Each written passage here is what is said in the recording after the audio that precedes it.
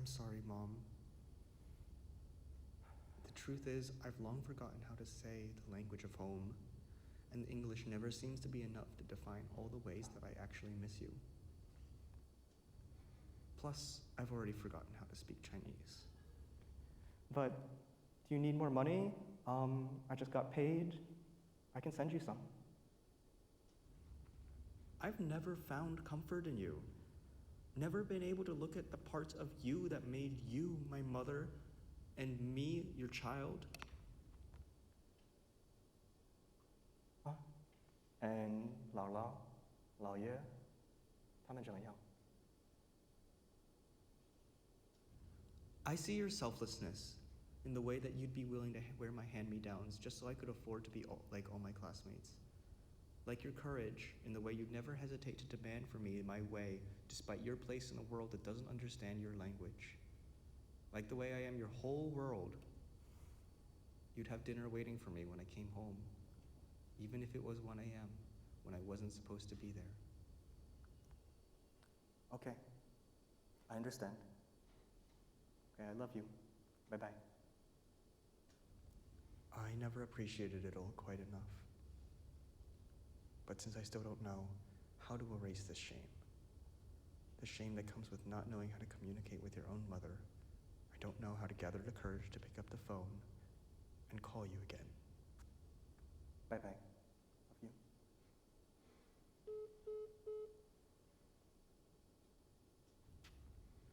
The truth is I miss you over and over.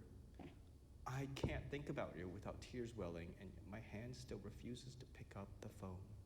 My fingers can't punch in the right combination to allow my heart to hear your voice.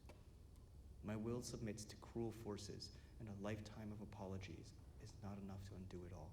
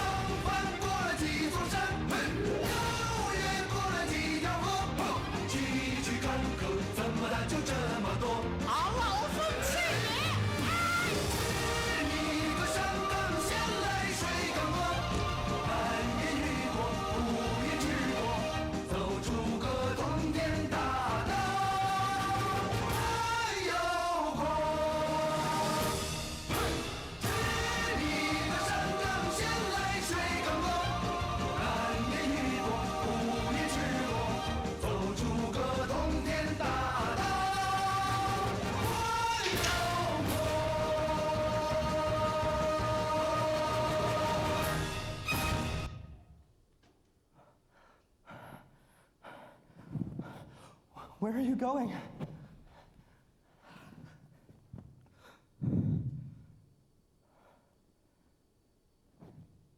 this is just a dream. But I'll leave with you some advice. Remember to follow your friends. They'll show you the way back home.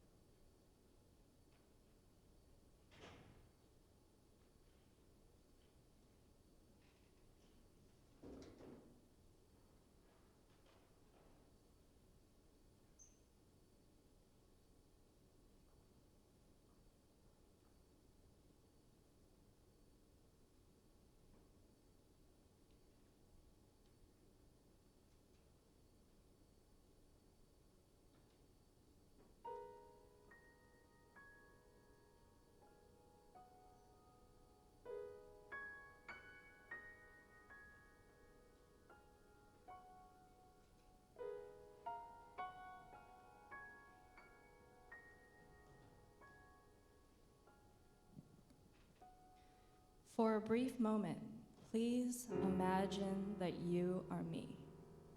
Imagine what it means to be a 4-year-old for the first time in a country not hers or yours or theirs, experiencing the word inexplicable, a feeling described as incomparable to all previous life experiences up until that gentle age. The profundity of that moment was lost on me at 4. But that feeling is inextricable, is unforgettable to all the versions of me, past or present, to ever exist in this timeline. Inexplicable is the feeling in your chest at the age of 4 of missing something that other kids had that you didn't even know you wanted. And inexplicable is the repeated tightening of your chest throughout the years that you are surrounded with other kids with real families, real parents and fathers and mothers and grandparents and aunts and uncles, and inexplicably your heart constricts for the mere fact that you are 4 over and over and over again. Inexplicably, my parents are inextricable to my being more than the idea of life that they have given me. Because I am inexplicably my parents all over again. Both of them all in one person, living one life that could have, should have, would have been theirs. Could have, in another time period, at another place, had the stars been in alignment, had the world been more forgiving. Should have. Who am I to live this life of privilege in comparison to all who came before me, to the years and years of backbreaking labor and heartache? Would have. Would they have chosen the paths I took? Did I make all the wrong choices? Here's an idea. We trade places. And I learned what it means to be a poor working-class immigrant stepping foot into America for the first time, simultaneously learning English and doing taxes, all while starving in a bunk bed in Chinatown. I learned how to live through the 2008 recession, while not making enough money to sustain a growing family of 5 and 2 sets of grandparents living across the seas.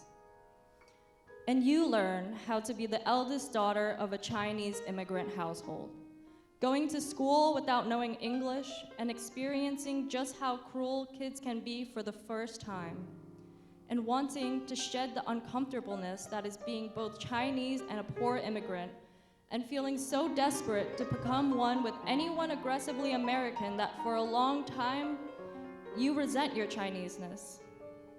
only for it to catch up to you at the age of 18, when you learn what it feels like to celebrate Chinese New Year by yourself in America for the first time.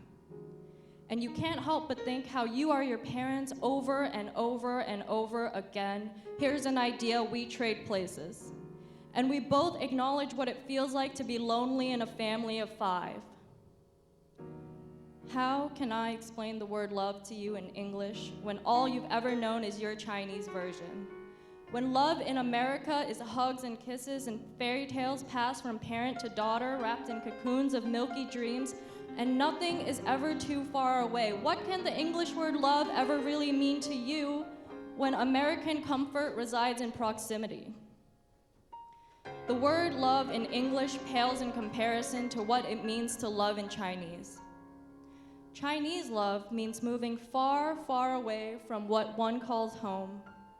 In order to carve out human-sized spaces in the world, 50, 100,000 or so miles across the vast ocean of nothingness. For your family of 5 that you can never see because you are always working. Or because you are always studying at a prestigious college 50,000 miles away from home to impress your family of 5 that you choose to never see. Dad, I realize I haven't seen you much, but I come home and the space between us becomes 8 words and nothing more. If one of the most distinct, happiest memories that exists of you and